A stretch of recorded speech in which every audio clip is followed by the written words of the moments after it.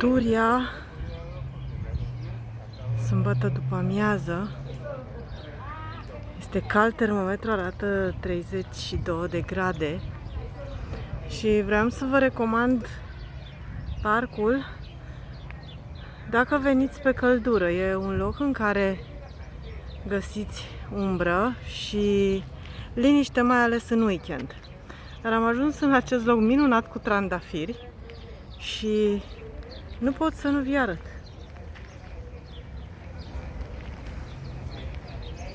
Cum miroase, nu pot să vă transmit.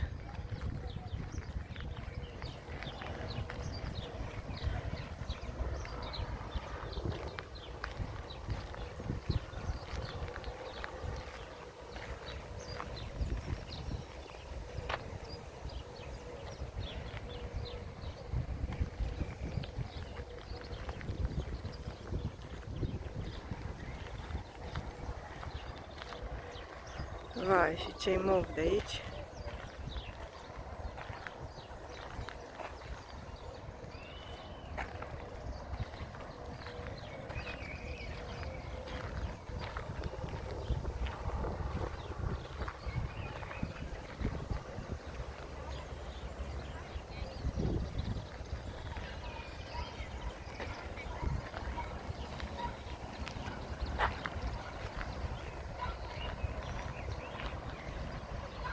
Ce culori!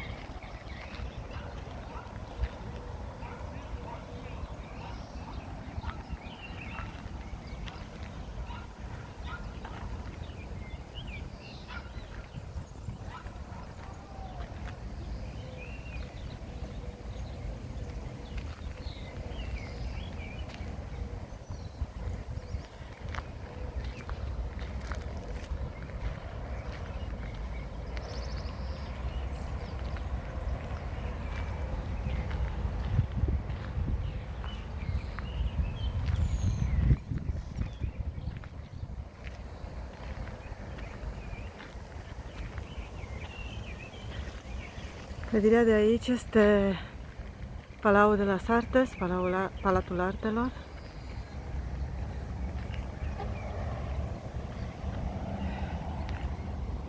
Vai, ce splendoare!